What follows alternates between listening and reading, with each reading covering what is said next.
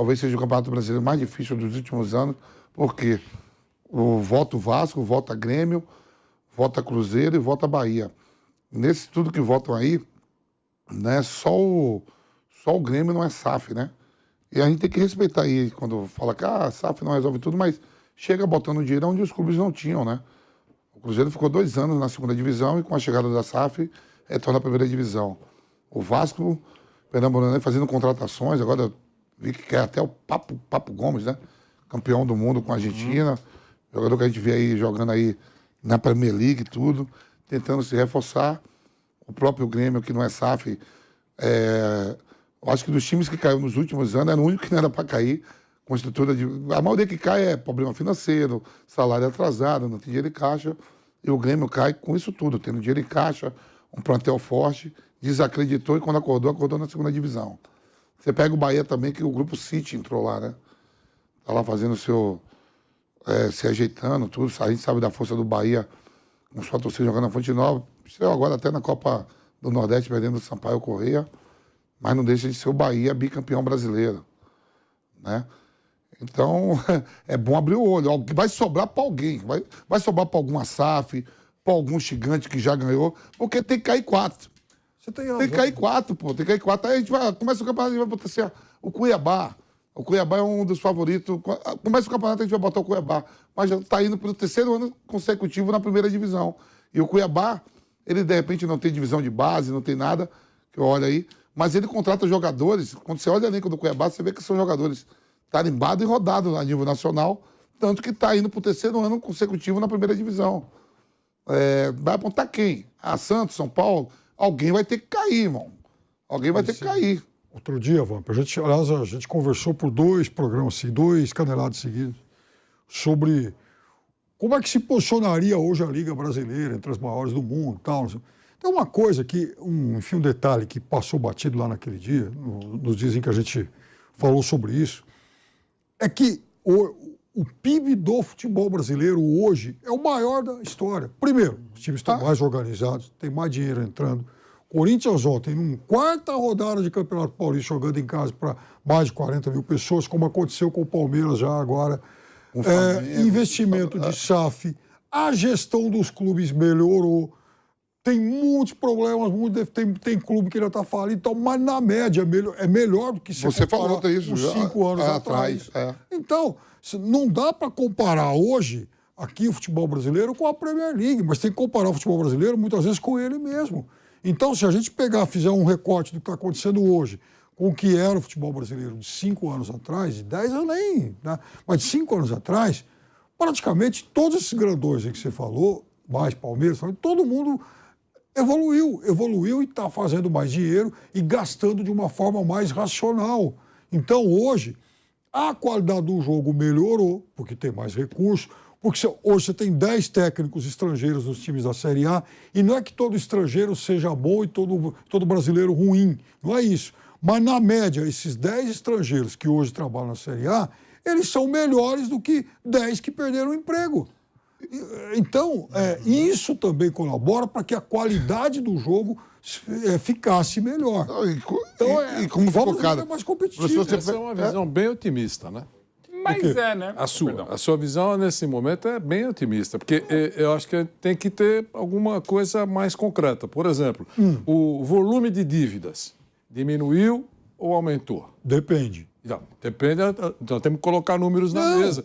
Então, para analisar mais profundamente, quer dizer, o que eu acho isso, eu acho que eu não vejo eu estou falando otimismo com respeito, claro, eu não vejo com esse otimismo, eu vejo um pouco diferente, né?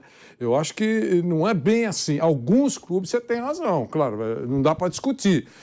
Alguns clubes melhoraram, a gente vendo de longe, porque ninguém tem acesso aos balanços, balanço feito, verdadeiro, com auditoria, aquela absolutamente incontestável, respeitável. Eu não tenho, eu acho que existem muitos, mas eu não tenho acesso a esse pacote de documentos, né?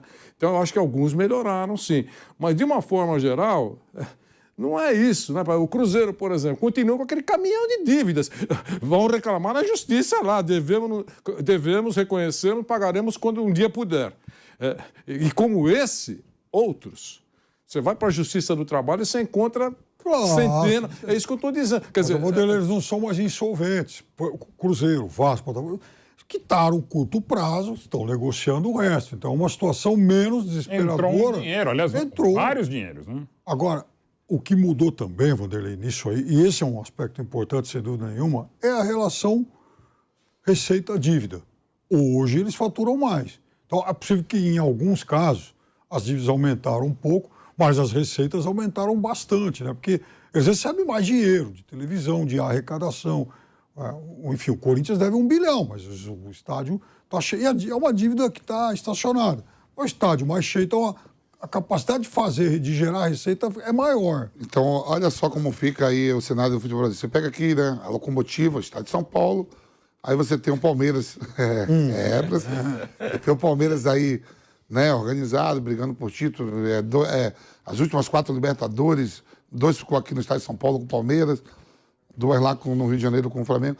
Você tem o São Paulo ali com o Rogério tentando se organizar, trazendo os reforços, o Corinthians ali, né, terminou o último Campeonato Brasileiro em 5º colocado.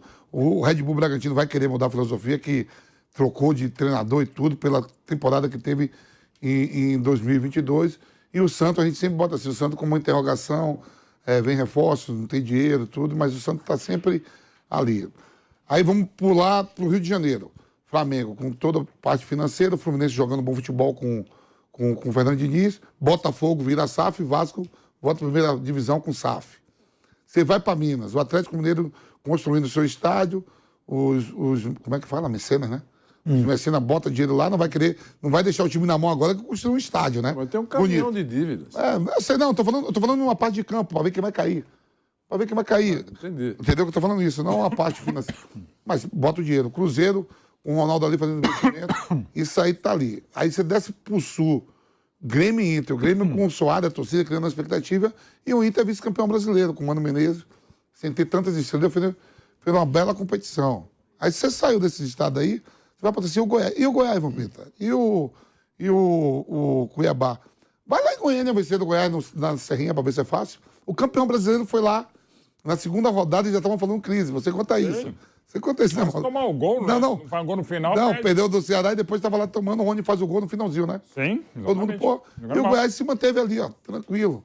O Atlético Goianiense, que sempre faz... pode virar SAF também, claro. Curitiba, é fácil ganhar do Curitiba lá? Claro que não. Atlético Paranaense. Tá virando SAF. Então esse Campeonato Brasileiro de 2023, vai ser uma delícia para ver a parte de baixo.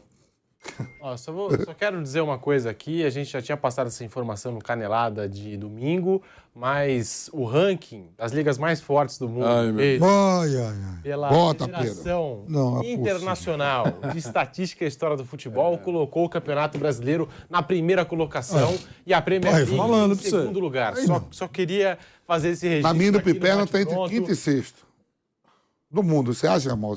Não, como equilíbrio, sim. Não, campeonato. Mas pode ser qualidade. Mas... A Federação Internacional de História e Estatística do Futebol colocou em primeiro lugar. Que faz um trabalho maravilhoso em história e estatística, mas muitas vezes quando se coloca a analisar, eu prefiro... Não, o trabalho deles é fantástico. Aliás, mais gente conhecesse história, evitaria que ela fosse repetida, e evitaria muita bobagem. Inclusive o nosso Flávio Prado aqui, quando fala de Taça Brasil, o Robertão e outras questões a respeito.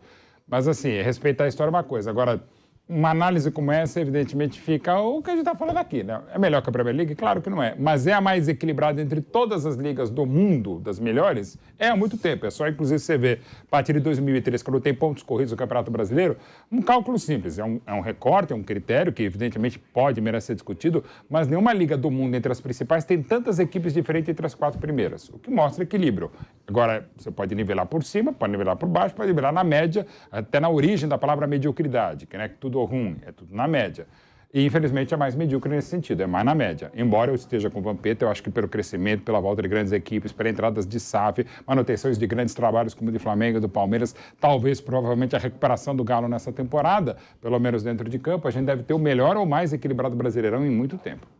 Não, mas assim, eu acho que até, por exemplo, uma coisa que eu e o Vamp ficamos um tempão discutindo, em relação, por exemplo, à qualidade de jogo. Aliás, qualidade de jogo e média de público, inclusive, em estádio. Sim, e melhorando muito. Sim, briga com a França. Aí o argumento do Vamp é o seguinte, mas nenhum time brasileiro é igual ao PSG. É verdade. Claro que o PSG é muito melhor que todo mundo. Mas assim, você pegar o vice-campeão francês, aliás, o vice-líder hoje é o Lens. Não vai me convencer de que o time do Lens seja melhor, por exemplo, que Flamengo e Palmeiras.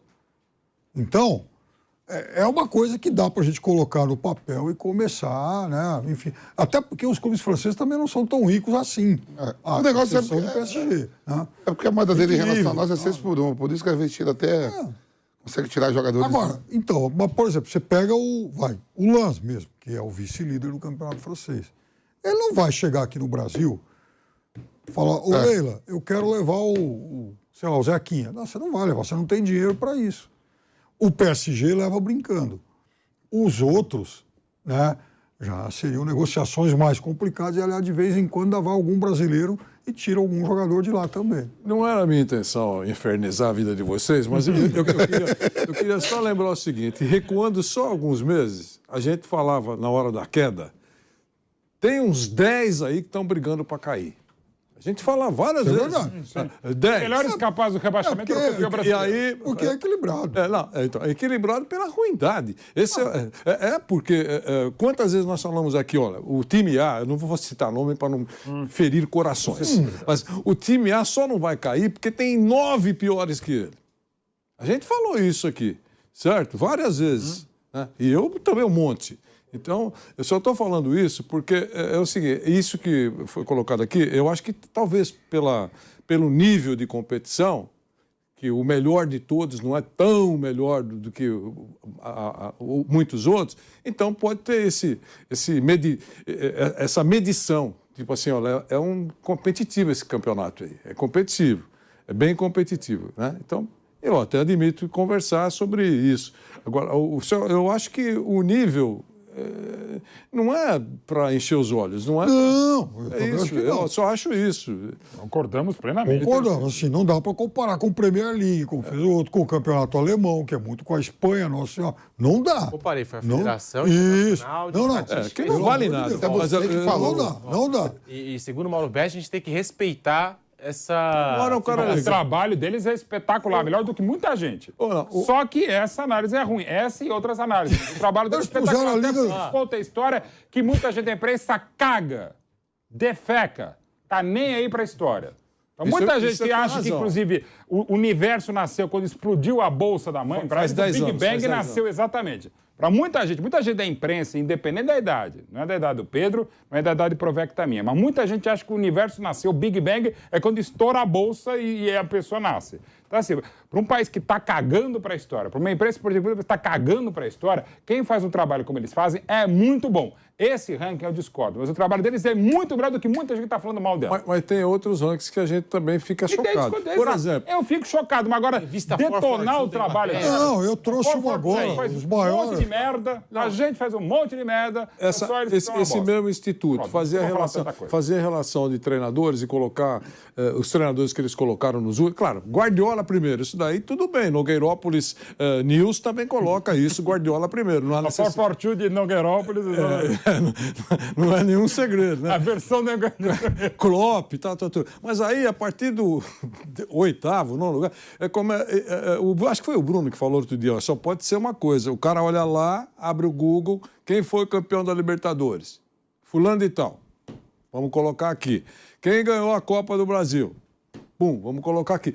Se esse é o critério... Ok. Tudo bem, critério é critério, não discute. É igual aquele que acha que o ranking da FIFA é uma porcaria. Eu não acho. Eu acho que tem um critério. Sim. Você pode discutir. Discutir o critério, mas porque o Brasil ficou anos liderando o ranking da FIFA e me ensinou o Mauro. Alguns ele não fazia, mas dizia: ei, ranking da FIFA, vim aqui só para te ver. Porque o Brasil também. Você sabe que eu só gosto de olhar a rabeira, a lanterna, o G4 do ranking da FIFA. É muito engraçado. Porque era primeiro. Aí bastou uma modificaçãozinha, não vale porcaria nenhuma. E quando o seu time, o seu treinador tá lá, o cara posta lá no Instagram. Break na Rádio Jovem Pan, já voltamos com o bate-pronto para você.